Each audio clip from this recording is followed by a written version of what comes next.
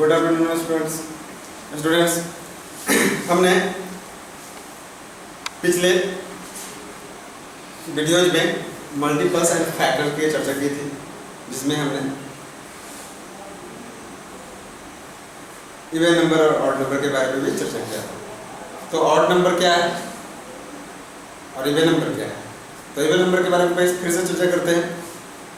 The number which is multiple of 2 is called even number, otherwise odd number. Otherwise का sense मतलब है क्या कि अगर जो दो का मल्टीपल है, ठीक है, तो वो क्या हो गया? इवन नंबर हो गया, सम संख्या हो गया। अगर दो का मल्टीपल नहीं है तो क्या हो गया? ऑड नंबर हो गया। अदरवाइज का मतलब या फिर, ठीक है। तो आज हम कॉमन मल्टीपल्स के बारे में पढ़ेंगे। ये कॉमन मल्टीपल्स क्या है हम देखेंगे, पहले उससे पहले डिफिनेशन देखते हैं, ठीक है। डिफिनेशन है a number is said to be common multiples of 2 or more numbers if it is a multiple of each of them। जैसे अब देखो टेबल देखो, जैसे मैं 2 का टेबल देखता हूँ। 2 1 जा 2, 2 2 जा 4, 2 3 जा 6, 2 4 जा 8, 2 5 जा 10, 2 6 जा 12, 2 7 जा 40। चलिए अब मैं इतना लिख लेता हूँ। दूसरा मैं देखता हूँ, मैं 3 का टेबल पढ़ूँ, लिखूँ 3, ठीक है, ये बराबर होगा 3 1 जा 3, ठीक है, 6, 3 2 जा 6, ठीक है, और 9 3 3 जा 9, ठीक है, फिर 12 3 4 जा 12। तो जरा गौर से देखो, तो ये दोनों जो मैंने टेबल लिखा है, 2 का टेबल है, 3 का टेबल, इसमें किस टेबल नीचे जाएगा, कोई दिक्कत नहीं, इसीलिए देखो।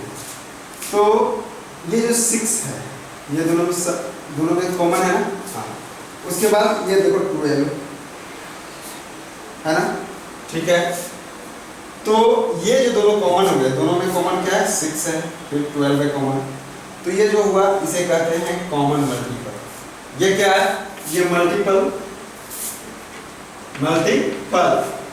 ये क्या है? ये भी मल्टीपल है, चलो ठीक है। और मल्टीप्लिकेंट और मल्टीप्लाई, ये सब क्या है? मल्टीप्लायर है, मल्टीप्लिकेंट, ठीक है। और ये दोनों क्या? Common multiple.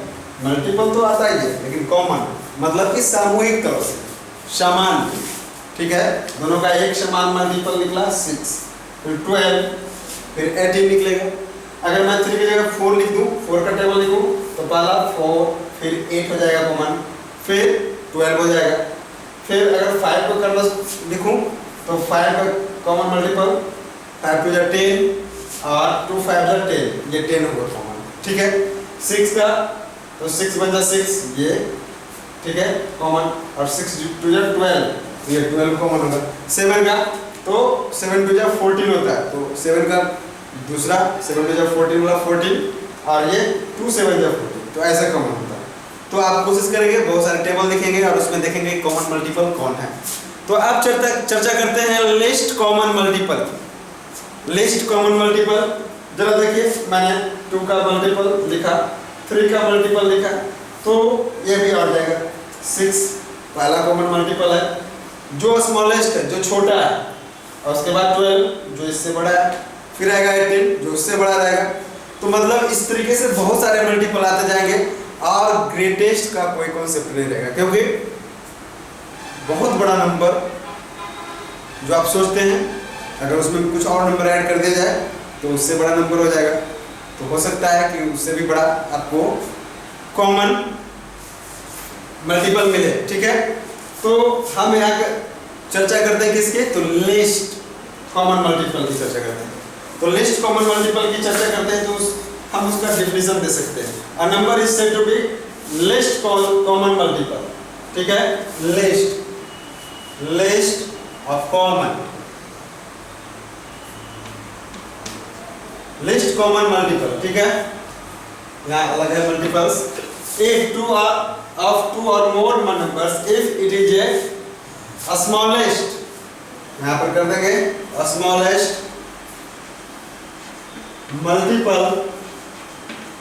multiple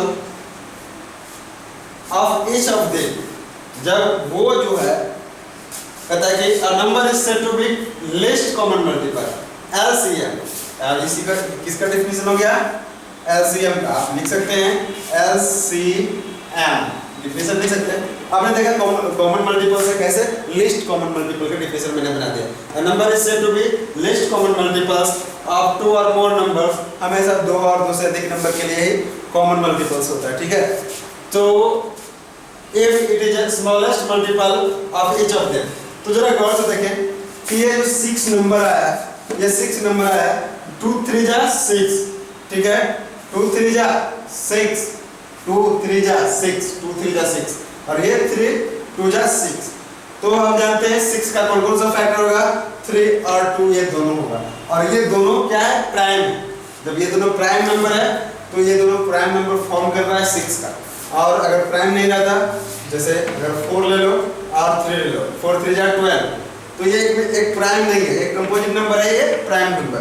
तो इसने 6 से ज्यादा 12 फॉर्म किया, तो 12 इन दोनों के लिए एलसीएम हो गया, लिस्ट कॉमन मल्टीपल हो गया। लेकिन 12 इसका कॉमन मल्टीपल नहीं है, क्योंकि 12 यहाँ भी मिलता है लेकिन 6 से बड़ा है, तो लिस्ट मतलब सबसे छोटा जो कॉमन मल्टीपल।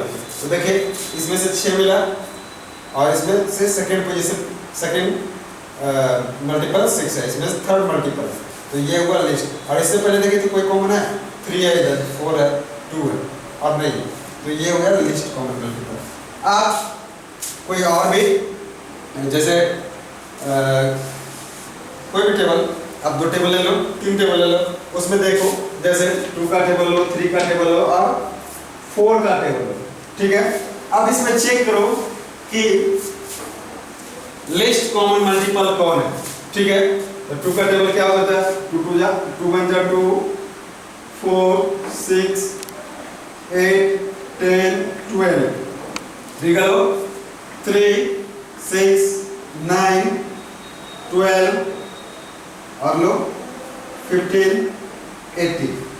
चलो 4 का लो, 4 8 12, 4 1 जा 4, 4 2 जा 8, 4 3 जा 12। तो जरा देखो ये 12 और ये 12 और ये 12, ये तीनों कॉमन है। पहला कॉमन नंबर आया तीनों, ये तीनों टेबल है, पहला कॉमन नंबर आया 12। इसके बाद वाला जो भी होगा वो बड़ा होगा इससे, जो भी मल्टीपल आएगा। ये सारा मल्टीपल है, मैं टेबल लिख दिया सिर्फ मल्टीपल के फॉर्म में, ठीक है।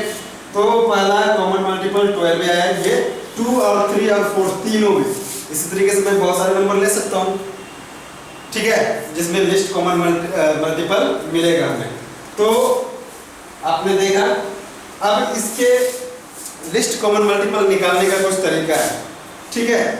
तो अगर जैसे नंबर दिया हुआ है 6 8 और 12 और पूछे LCM equal to what, LCM equal to what, तो क्या करेंगे? इसको प्राइम फैक्टराइजेशन मेथड से आप इसको उसको फैक्टर में तोड़ेंगे। तो 2 से सबसे पहले सबसे छोटा कौन है? प्राइम 2 है। 2 2 3 जा 6, 2 4 जा 8 और 2 6 जा 12। फिर से अब 2 से फिर से करते हैं, 2 ये 3 2 जा 4 और 3। चलिए अब ये फिर से 3 1 जा 3 2 1।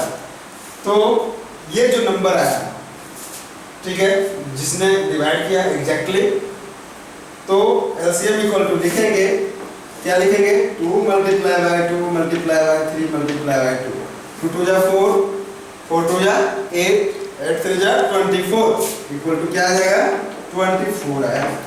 तो आप देखना, आप 6 का टेबल पढ़ो, 6 का टेबल जरा पढ़ो, 6 1 जा 6, 6 2 जा 12, 6 3 जा 18, 6 4 जा 24। चलिए 8 का टेबल पढ़िए, 8 1 जा 8, 8 2 जा 16, 8 3 जा 24। 8 4 जा 32। चलिए ठीक है, अब 12 का पढ़िए। 12 1 जा 12, 12 2 जा 24। तो देखिए ये दूसरे पोजीशन पे है, ये तीसरा पोजीशन पर है, ये चौथा पोजीशन पे है। तो सबसे छोटा कॉमन मल्टीपल यही है, ठीक है। सबसे छोटा कॉमन देखिए तीनों टेबल में समान है, एक ही। तो इसका एलसीएम 24 ऐसे भी है। तो ये हुआ प्राइम फैक्टराइजेशन मेथड, ठीक है। और ये हुआ टेबल या ट्री मेथड से भी आप निकाल सकते हैं। तो आपको कुछ क्वेश्चन दिया जाता है, बहुत आसान है, आप इसको देखेंगे और बनाएंगे। चलिए ठीक है, तो सारे आसान क्वेश्चन है, आपको क्वेश्चन को समझना है और आंसर करना है। Exercise 5B।